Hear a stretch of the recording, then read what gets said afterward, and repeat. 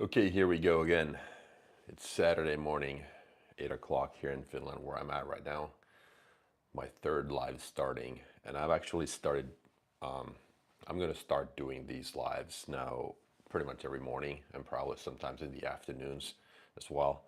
These shorter sessions where I actually set the day right in the beginning. That's kind of my purpose of these. I'm going to walk you through as far as what I do during the day and how I set the tone for the day in the best possible way.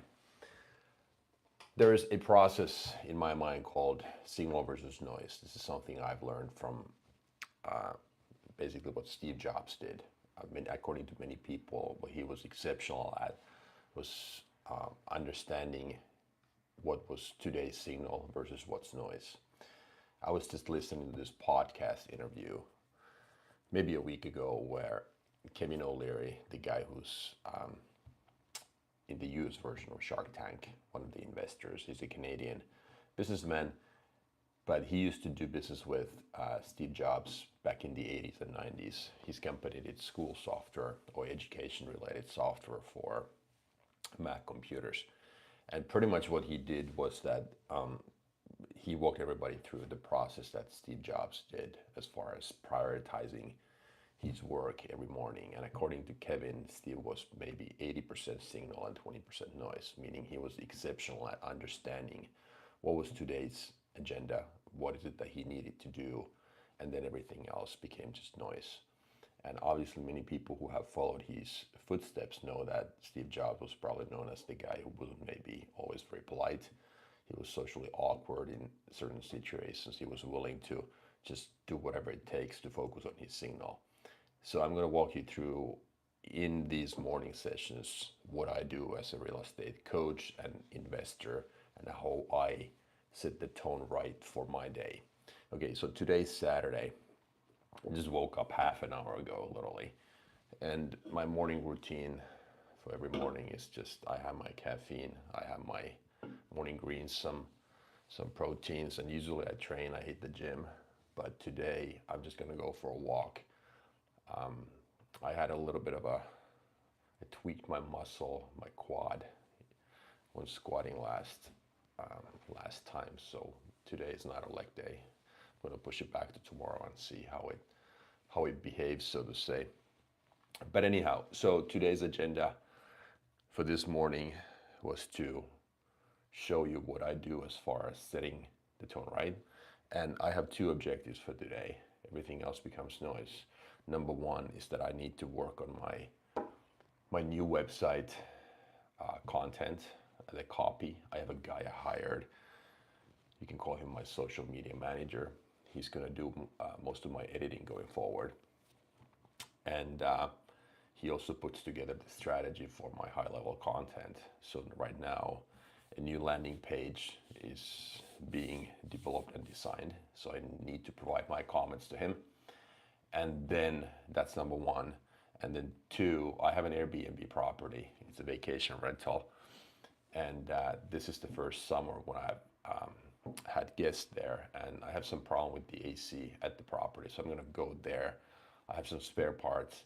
This is something, by the way, I usually never ever do, meaning do some of the handyman work myself. I always outsource that because I'm the biggest believer in understanding where my focus needs to be and dividing that precious attention and time into what you call trivial task is not something I do. But anyhow, today is an exception because I have new guests coming on Monday, and there is no HVAC guy that I can get there this fast. So I need to take care of those two things. It's going to be really super interesting if I can get the AC working again with those spare parts that I ordered. But I'm actually going to do another live from there. It's a unique property, and I'm going to walk you through what I do with my Airbnb investment strategy. It's right by the water. It's super nice, even though I say it myself, I'm not bragging about it. But this is the first summer when I've had guests there at the property. So we'll see how that goes. But those two things are my signal for today. Everything else becomes noise. And this is the type of topic I've been talking to my own kids about quite a bit. I actually told my daughter the other day that when I had a conversation with her that you're actually in the business of ignoring 90% of what's out there. There's so much information in today's world. People tell you what you're quote unquote supposed to do. Society is setting expectations. School, your friends, your relatives, even your family members are basically trying to tell you what to do. And the hardest part is to understand that 10% is only what's probably applicable to you. So you ignore 90%. But then even harder for many people is to then follow that discipline every day. Meaning, how can I make sure that I just keep saying no to everything else? Because people give you opinions. They try to convince you to live your life the way you live your life. And that's just complete bullshit in my opinion. I've always been the guy who swims upstream, and I try to teach the same principles to my kids. How is this related to real estate or what I do for a living as a coach or as an investor? It's not really related that well, but I just like personal development stuff. And sometimes these lives will be off topic as well. I might be talking about my nutrition, my training, something else, because it's just something that I'm super interested in. But yes, the morning sessions in the future, the lives will be most likely about how I see the day, because every day to me is another way, another opportunity to reset. Your job is to go from 0 to 1 on any given day and fully expect that there's nothing left in your tank tomorrow morning. So you didn't build any reserves and then doing it all over. And people who get disappointed all the time, they expect that yesterday was like one large meal that, doesn't make you hungry ever again, or like that one good night's sleep that keeps you well rested forever. No, it doesn't work that way. Like sleep, like food, work is no different. So you start all over. You start from scratch tomorrow again. And that's what I mean by resetting my mind, understanding what today's agenda is, because again, today, this morning, I need to have a new set of priorities. Tomorrow, the same thing happens. But that's how I do it personally. There are some people online here. Somebody waved at me. Thank you. Again, I fully expect these lives to be super quiet in the beginning. I just started this. This is my third one. And I'm committed to, how should I put this, working on my YouTube channel to make sure that I provide value to people. And I hope this is one of those ways. Again, you can agree or disagree with my way of doing things, but this is how I have always lived my life. I identify what's important to me, and then I just try to eliminate everything else. What else? I could show you actually the stuff that I'm working on. Maybe this becomes interesting. So my YouTube channel, first of all. Well, you probably are logged in, so maybe you know. Channel dashboard, content. Let me just flip the camera here. Okay, so this is the snapshot of my YouTube, what I work on. So on dashboard, this is my previous live. And as you can see probably, okay, I have 30,191 subscribers right now. I've lost 19 in the last 28 days according to this statistic, right? Can you see that? Okay, so one of the things that I think all of content creators and people who are trying to, make content online and grow their channel and potentially make some money, we look at vanity metrics.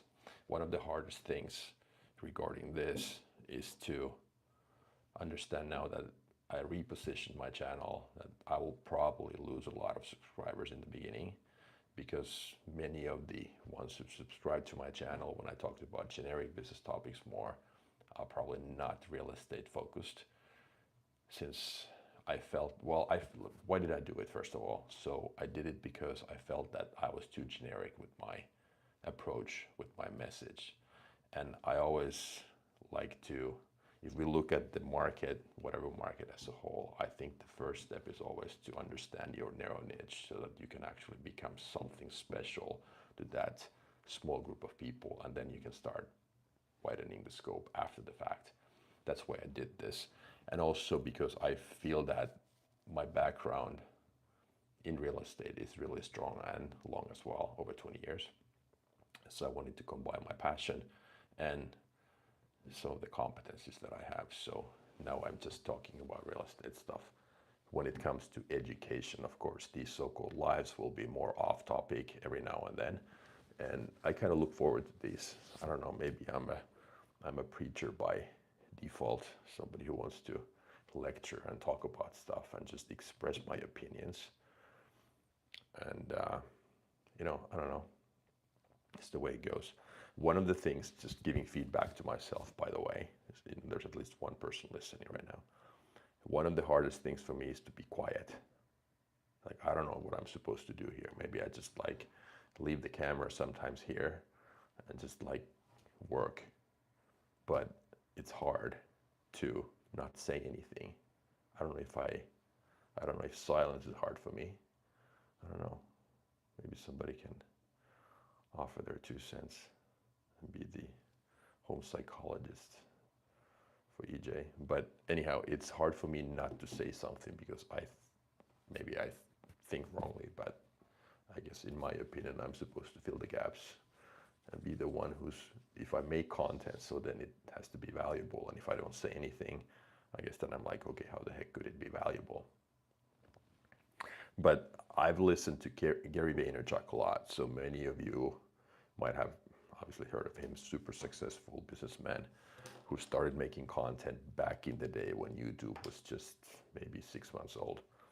And he was the wine guy in the US. And actually, he's from an immigrant family. His parents moved from the former Soviet Union to the US, the New Jersey area. And his dad then started as a delivery guy or something, like a warehouse boy in a local liquor store, and then ended up buying it. And then Gary took over and grew the company to like 60 million. And he was the one who kind of revolutionized online wine sales. And he started making content online talking about wine for the first, I don't know, years. So he was known as the wine guy. Why am I saying this? Oh yeah. So I've been listening to Gary a lot, and he's streaming a lot from his office.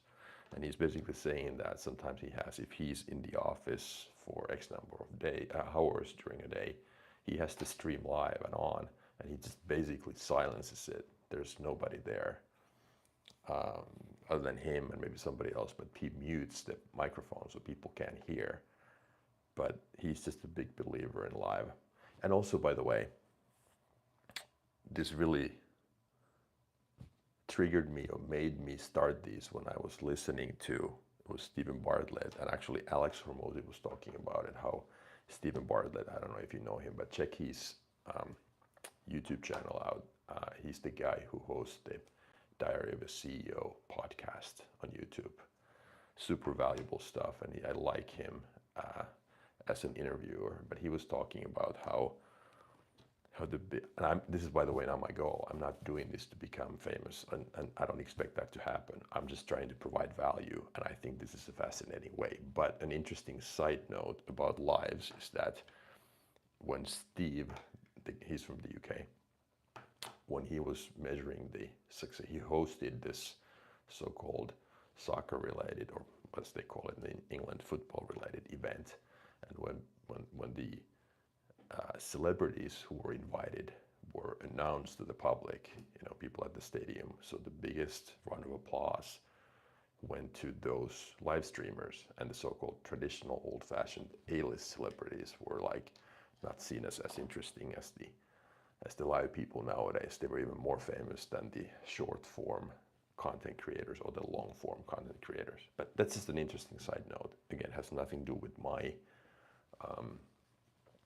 reasons behind this, but I was just fascinated about doing live because this is raw, and I felt that, and this is really important, I felt that doing these edited videos. Like my long YouTube content is anywhere between, I would say, 7 and 15 minutes, sometimes 20 minutes max. But they are highly edited, so they are trimmed. They look, I don't know, they look scripted, right? I mean, I don't read anything off of a teleprompter ever, except the hook, the 30 seconds at the beginning. But this live stuff is something that takes people behind the scenes. That's why I like it, because I just like talking about life, and real estate and business is just one aspect. And it's just super fascinating to me. Use normal voice. It's too broken. What does that mean? Okay, I have a microphone. Are you just talking about the way I speak? Oh, that's interesting. Well, that could be. I just woke up half an hour ago, so maybe that has something to do with that. No. Use normal voice. What does that mean? You gotta elaborate. But anyhow, I was listening to one of my live podcasts, live streams after the fact, and the audio seemed fine. Now it's better. Okay, good. Any life advice? Absolutely. Just let me know regarding, what area of life? Business, personal development, fitness. I can talk about anything forever. Doesn't mean that I'm right. Doesn't mean that I'm right. Finance. Okay. Okay, what about finance? You mean investing?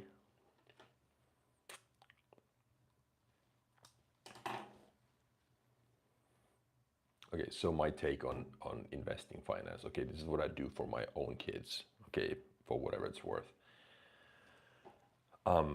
I started investing on their behalf basically when they were born. And every morning, okay, about what business was it? Okay, so finance, about what business? Marketing. Okay, so it's a wide topics, but I'll just give you some finance investing advice first. I mean, advice, my take on it, my 2 cents. So what I started doing for my own kids was that I started investing on their behalf in ETFs, low cost index funds, investing in S&P 500 and NASDAQ, because I'm willing to take risks because they are young. Well, now they are 19 and 16, but when they were super young, now they are still young. I believe in technology long term. So if you believe in the fact that AI is going to take over even more, there's huge productivity gains. So then I think NASDAQ is the place to be if you don't have time to pick individual stocks. Okay, that's how I do it for them. Okay, marketing advice. Okay, so first of all, if you have a company, if you're planning on starting a company, the biggest piece of marketing advice I can give to anybody is that that's your priority one. If you have a company under 500K or even under $1 million a year in revenue, your bottleneck is marketing. You don't promote your business enough. I believe that every business always has that one bottleneck. It's like basically understanding at the beginning of the day what's important for today. There's always that one thing that you need to do to move the ball forward in giant leaps. Every business has that, but you need to first be able to understand what that thing is. And for every small company, it's always lack of promotion. You don't let people know that you exist. You have to have systems in place. You have to do it systematically over and over and over. That's the bottleneck. That would be my biggest piece of marketing advice. Make sure that you dedicate at least 3 to 4 hours every day into promoting your company, letting people know that you exist. And there are, these are not mine, but these are from other people who are better than me at marketing. There are 4 ways how you can do marketing. You create content. This is what I do. It's a one-to-many way of marketing, right? So I create a piece of content. It becomes my IP. If it does well, it might make money for me going forward. Plus, by doing one or making one piece of content, several people see it, okay? So then the second way is that you run paid ads, okay? So you buy Google ads, for instance, or old-fashioned way, you buy TV ads, which are obviously way too expensive. but radio, print, TV, or Google Ads online, okay? That's second. The third way is that you do direct outreach to people who know you. That's your warm audience. So the simplest way is to grab your phone, which I'm holding right now. I can't do it. I can't show it to you. You grab your phone, you take your contacts. How many people have hundreds, maybe thousands of contacts on their phone? Call every single person. Start with the ones who know you really well and let these people know what you do. Hey, would you be interested in doing this? If not, who do you know that would benefit from this type of service? Okay? And make sure that your offer is appealing enough. It's basically so good that it's impossible for you to say no to it in the beginning. And that probably means that you have to work for free. That was the third. And the fourth way is also direct outreach, but it's so-called cold audience. People who don't know you. So cold calling, knocking on doors, sending letters, texting, emailing, and whatever. Those 4 ways. That's how you promote.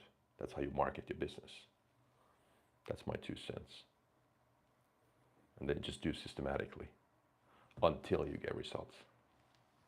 That's how I started. Okay, so speaking of real estate, that's how I started back in the day. When I first launched my first company, I lived in San Diego, California. I wanted to do real estate. I quit corporate, and I figured out a way to ramp up my company, and that was in the beginning to call basically every single real estate agent. It's just, it took me 6 months. That's all I did. I did drive for dollars, meaning in real estate it means that you drive a certain area and then you take notes. You look at properties that are neglected, in bad shape, and you assume that people don't have money to maintain them and they might be motivated. So you start contacting these people directly and you contact agents. So that's all I did. Every single new listing that hit the market, I called the listing agent. I was like, okay, here's who I am. I make good promises and I keep them all. And they were like, okay, what the fuck does that mean? You make good promises and keep them all. He said, yeah, I never back away from a deal. And these agents were like, okay, don't you understand that everybody else says the same thing? I was like, yeah, I understand that, but I'm for real. It took me half a year to get my first deal, and then my reputation started growing. And then at the end, that's how I actually got repeat business. So it's no different. Now, what I'm doing now, this is my third reset as an entrepreneur. When I started my coaching business a little over a year ago. And this is the hardest thing ever. I keep telling everybody that what I try to do online with my English content, like talking about business and coaching other people and talking about life too, expressing my opinions on almost anything and everything. There's like just the competition is unreal. It's like, it's unbelievable. I'm not saying that's the reason why I haven't done better than where I'm at right now, but it's just hard. It's supposed to be hard, and that's okay. I like that. That's why I did it or started it. But there's a lot of competition. There's a big audience. If you think about it, probably billions of people on this planet understand English so they can consume the content. So the market is huge, but so is the number of content creators in this segment. That's okay. That's the way it's supposed to be, because if we think about it, and now we come to these philosophical topics about life. So I have 2 goals as far as life goes between now and when I'm out of time. I'm 48 now, okay? So let's say I live up to 90, 100, 110, whatever. When I'm out of time, when somebody comes and tells me that, look, Mr. EJ, you have no time left. You maybe have 2 months. At that point, I want to make sure that I have no regrets. So between now and then, no regrets is the thing. So how can I make sure that I understand what needs to be done today so that I have 0 regrets when I'm out of time? And that means that I have to take risks, face my fears, face the camera, start making content, which is one of my biggest fears before doing it almost a year and a half ago. And the second goal that I have is that I just have nothing left in the tank, meaning I get to test how good I truly am. That's also another reason why I started my third business from scratch a little over a year ago, which is this particular business about coaching and whatnot. So to test and see what I'm made out of, because in a long enough time horizon, I will always get what I deserve. If you think about it, we complain about the results short term, but then if we just zoomed out, it's like, okay, well, maybe a year is not a long enough time horizon. Maybe I have to take a 5-year or 10-year snapshot, and I guarantee you that everybody in a long enough time horizon always gets what they deserve. So that's how I look at it. It's been 25 minutes now. Any questions, anybody? Actually happy about the interaction here. It means a lot to me. I didn't expect anybody to log in, actually. I mean, I didn't announce this, but maybe I start announcing these beforehand a little better. I was supposed to have, if you watch my, it's this one here. Let me just show you. It's this one here that I recorded at home. I was supposed to have a great plan. I was at my fourplex, one of my rentals that's under renovation. I actually recorded my long video. So I was at my fourplex, which is under renovation. So I was planning on doing my live from there and show you, whoever was online back then or at that point, what the property looked like and walk you through the steps. So that would have, in my opinion, added some value. But I don't know, for some reason my 5G wasn't strong enough. So I just, YouTube kept kicking me out. So I don't know, but my video comes out, the quote unquote long video, it's like 7 or 8 minutes, comes out today later on Saturday. So you can see that, and that was recorded there. It looks completely different than the so-called ones I do in front of a whiteboard. Your content helped me survive a time when I was looking for a job. I appreciate that, thank you. Can you elaborate? To be stubborn. Yeah, I'm stubborn as fuck. So can you be more specific? So you just, decided to stick with it, your way of working, your process, and then eventually it paid off. Is that what you mean?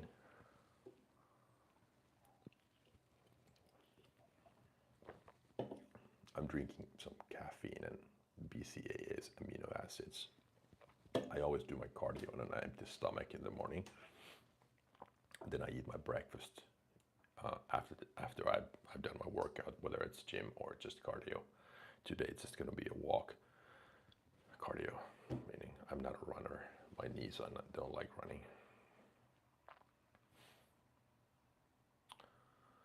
But anyhow, I'm glad it helped. But life overall, if we just go back to kind of like these basic principles in life, life is simple. We make it complicated.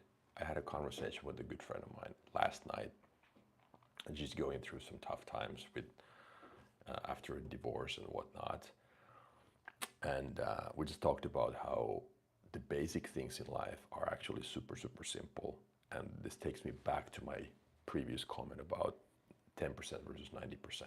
And to those of you who were not online, what I meant was that our job, number one job, in my opinion, in life is to block 90% of what's out there. All the advice, all the information, just literally block ruthlessly 90%. And probably 10%, max 10% applies to you. And finding that 10% is super hard because it's so easy to listen to everybody else, especially the people closest to you, because they are closest to your ear. They can whisper something in your ear. They could be your relatives, your friends, whoever. But once you understand what 10% applies to you, it gets easier. Then the second hurdle is to then be able to follow that rule every day, meaning just 10%. Keep ignoring the 90%, keep ignoring it. And if we can do that, if we can do that consistently, we're so much better off because we don't pay attention to what everybody else does. So just keep that in mind. And this is what I'm teaching my kids. Fuck everybody else. It does not matter what people tell you, what school to go to. My son just graduated from high school. Went to military. We are dual citizens, so Americans and Finland and the US, okay? So, but since you have the Finnish passport, you have an obligation to go to the military. That's what my son did. He probably could have get away with that, but from that, but he wanted to do it anyhow. Good for him. 6 months mandatory military service, and now after that, he's like, okay, what am I gonna do? Most dads, most parents would probably say, I went to college myself, so I'm not against college in any way. I got my bachelor's degree in business. But the only piece of advice I told him is that, look, just keep asking yourself what interests me right now and just go after that, nothing else. Get better, work hard, but forget what people tell you. Don't go to college for the sake of going to college. If you want to become a businessman, you're probably better off starting a business, learning how to do business, how to buy low and sell high. College won't teach you that. It gives you other skills, and that's perfectly fine. But this is the thing. Everybody has to find his or her own way and not follow anybody else's way. And it's hard. It's freaking hard. The younger you are, the harder it is. I'm a computer developer, and I was looking for a job for 6 months in the city. I just moved in. Okay, and you found your job. Okay, good. Good for you. And you kept looking. You just didn't deviate from the plan. Oh, happy for you. That's your thing. What makes you happy doesn't mean that the same thing makes me happy. That's why you can't copy anybody else's thing. If I do business, if I want to test my abilities as an entrepreneur, I put myself in tough spots, and I just have to do that. Doesn't mean you have to do it. Just do whatever you want to do. What makes you happy. And this is where it gets hard, because people are just, for whatever reason, trying to convince everybody else to live life their way. I think because they are insecure.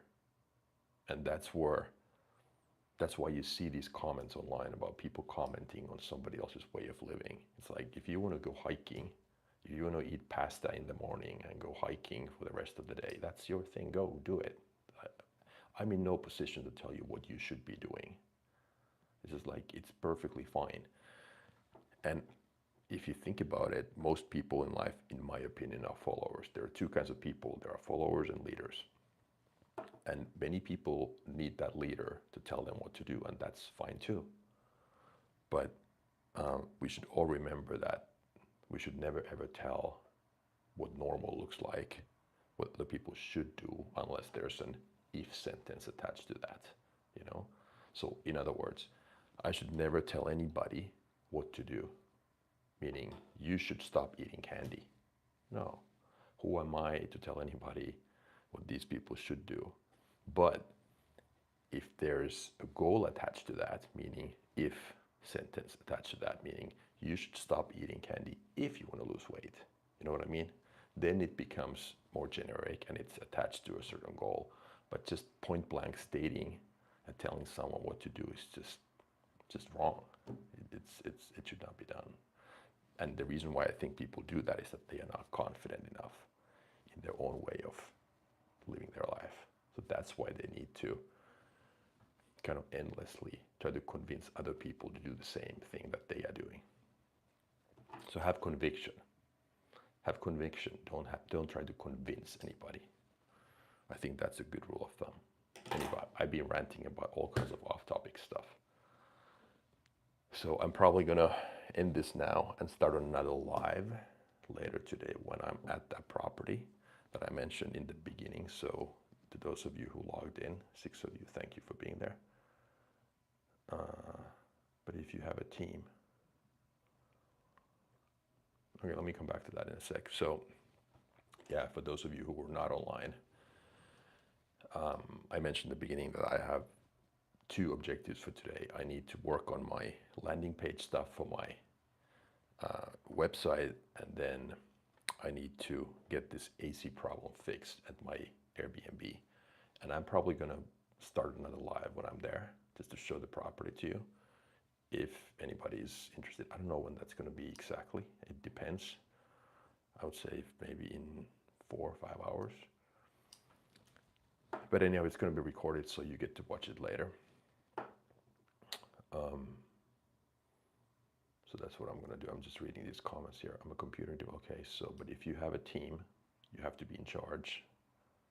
Okay, I have to go as well. Okay, so I'm going to answer even though you have to go. So you probably referred to my comment about having conviction, not trying to convince anybody. But if you have a team, okay. So first of all, my take on this. I used to be a leader when I was in corporate. I was pretty young. I was probably 25 when I became a manager. And then obviously I've been leading people as a business owner with my 2 previous companies as well. So my take on this is, first of all, it's hard because you don't want to hire a team that's full of yes people, meaning nobody's challenging you, because that puts you in a spot, which is the most dangerous one in my opinion, where you are probably the smartest guy on the team and you become the bottleneck always. People, you're a strong leader and you are basically telling everything what everybody's supposed to do. So you don't want that situation. You want people to be able to challenge you. They need to be literally, this is just such a cliche, but it's so true. You need people who are smarter than you so that they challenge you.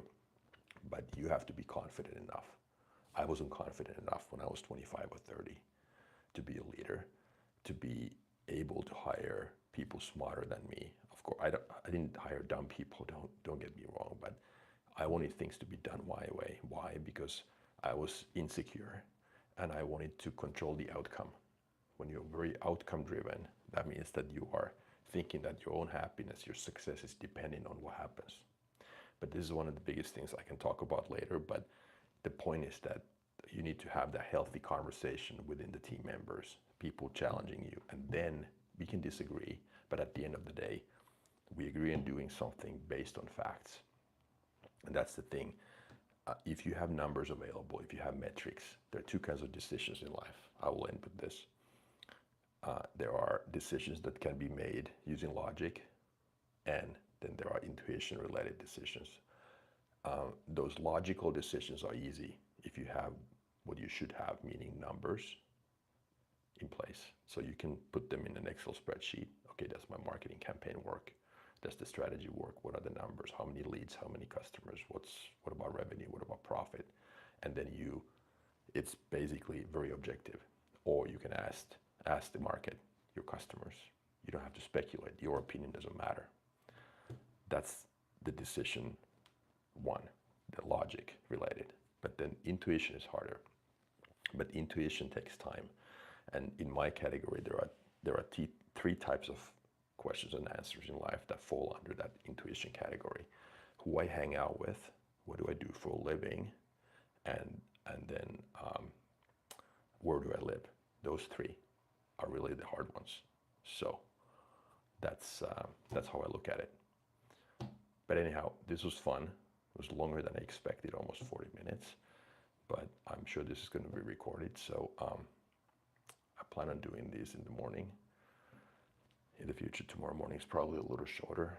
I'm going to go to the gym tomorrow, and then, but anyhow, later today, hopefully, my Wi-Fi connection works, is strong enough so that I can start the live from there when I do it's probably going to be quick this afternoon from the property. But until then, thanks for tuning in.